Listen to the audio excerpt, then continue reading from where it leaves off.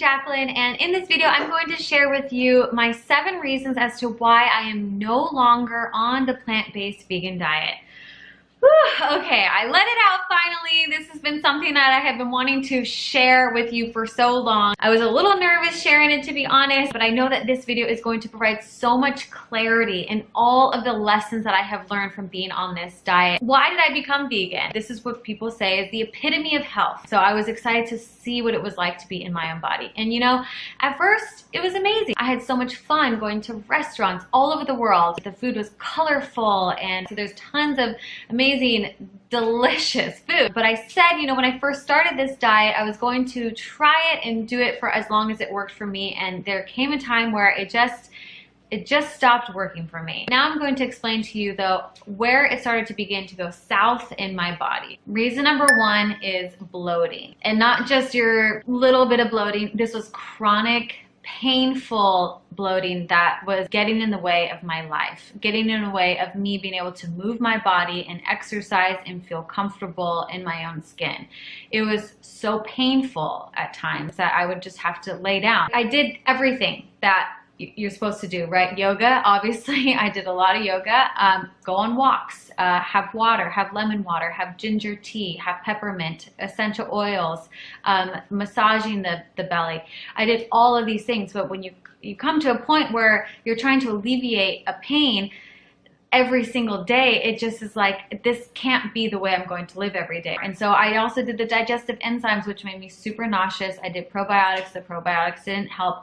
I did everything. So this is what I've learned. Bloating doesn't come from a lot of things that you think it comes from. It actually comes from fiber. So it comes from beans, it comes from veggies, raw veggies, it comes from breads, it comes from fruit, it comes from all kinds of things. Fiber's in mainly almost all of the plant-based foods. So the way the fiber works in the belly is that it bypasses the small intestine, goes into the large intestine, it ferments, it turns into short-chain fatty acids, and in that process it does create gases, and it creates gases in the belly that can actually cause pain and the immense amount of bloating. So let's move on to reason number 2. Reason number 2 was the horrific, embarrassing, foul gas that was coming out of my body. Okay, so that might be TMI, but we need to talk about this. This gas was horrific, embarrassing. I would be out and, you know, like they say, whoever denied it supplied it. That was me at a time, true confession. It was getting in the way of my life, right? I was honestly so nervous anytime I would go out that I would have this embarrassing gas, or I would like end up having to go home suddenly because I felt this gas coming on. It just was horrible, and it was getting in the way of my life. Okay, so this goes hand in hand with number 1, right? This was also caused from the fiber. When the fiber gets digested into the body, the stomach produces a lot of gas from fermenting and everything like that. And so that's where this was all coming from. So reason number 3 is inflammation. I was experiencing inflammation in my face. I got super puffy in my face. I got puffy throughout my whole body, my arms, my abs, my thighs especially, and I could tell that I was losing muscle definition. I thought that it was because I was in my 30s now that I was losing muscle definition, but no, it was from all of the inflammation, because once I adopted a different lifestyle of eating, I found my muscle definition came back, which was really interesting. So the reason why I was experiencing the inflammation is because the plant-based diet is super high in carbohydrates and sugar. And when you eat like this, your insulin levels begin to raise up because you're eating so many of the sugars and carbohydrates. When you have prolonged levels of insulin, this can cause inflammation in the body. And inflammation in the body is your body's way of saying something is wrong. It's right, it's inflammatory. There's something happening that is wrong. And here's the thing though, is I did every anti-inflammatory protocol you can think of. I did all of the things that they said, you know, ginger, turmeric, celery juice. I was doing all these things that are anti-inflammatory, that are supposed to help bring the inflammation down. And I've never been someone to take, you know, medicine like Advil or anything like that, but it still didn't work. Another reason why I was experiencing inflammation was because of the vegetable oils that are in the diet.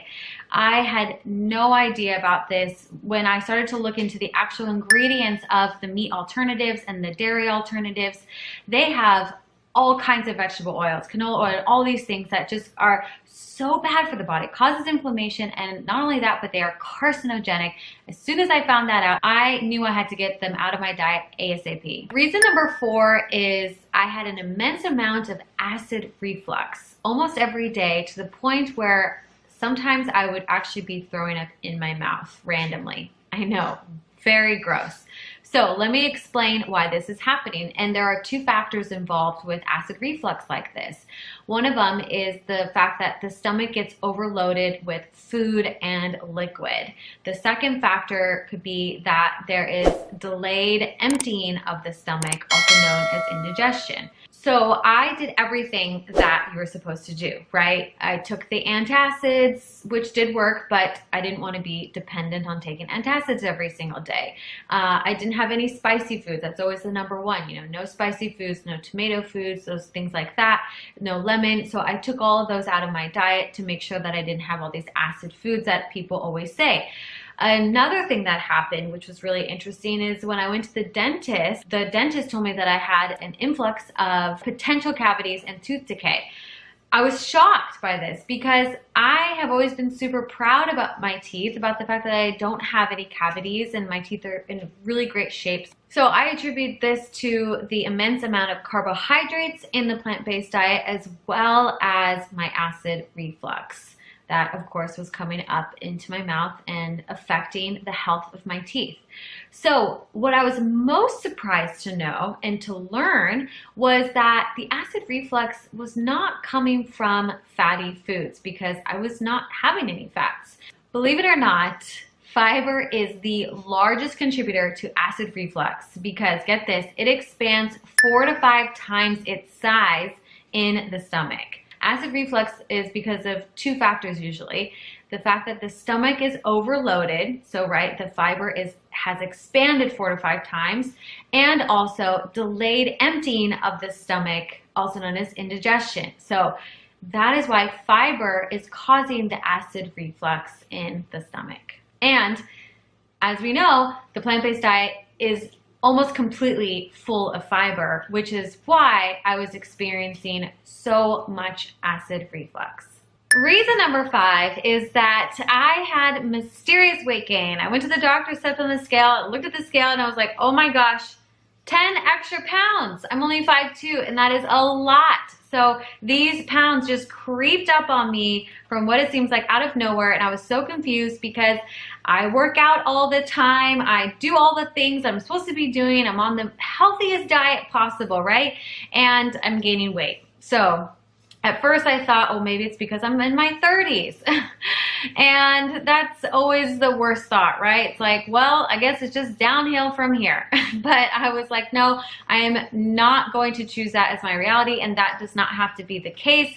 And so I started to dig further. And so when I started to really dig into this, I realized, you know, the plant-based diet is high in sugars, high in carbohydrates. What this does is it increases insulin levels in the body. And when those are elevated, that can cause weight gain, because weight is about hormone balance. And so if your hormones are out of balance like that, then you can gain weight. Another reason is that with plants, you can't actually absorb all of the nutrients. First of all, because of the anti-nutrients that are in plants. And second of all of the fiber that's in there that can actually block nutrients from being absorbed in your body. So this is what causes that constant hunger. So I was hungry all the time. I'd eat, 2 hours later, hungry. Eat, 2 hours later, hungry. Okay, so this was causing me to eat all the time, but I just felt hungry all the time, and so I just kept eating, and it felt like it was guiltless, right? I remember I would say that I felt very guilt-free, but I was always hungry, and so I just kept eating, thinking that it was totally fine. And then I step on the scale and realize that I'm gaining weight. So that was a big sign that something's not going right in my body on this diet. Reason number 6 is that I was taking so many supplements, because when you're eating a plant-based diet, there are certain nutrients that you just cannot get through plants and you must get through animal products. One of them being amino acids. I was taking 10 amino acid pills a day. And I was telling everybody to do this because we had to supplement it in order to get the nutrients that our body needs to function, to build new cells, to build muscles, all these kinds of things.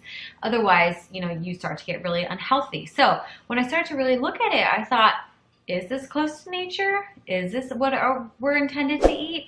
It didn't seem to line up anymore, because in order for me to survive, I had to take my supplements with me everywhere. Otherwise, I was malnourished. Also, studies show that people who supplement with vitamin B are still showing a vitamin B deficiency in their blood work. So that means that the body is not actually absorbing this nutrient, and you cannot get B vitamins in a plant-based diet. You must get it in meat and animal products. So whether or not these supplements are actually being absorbed in the body and utilized by the body is still up for question. Reason number 7 is, after a while, I honestly did not know what to eat anymore.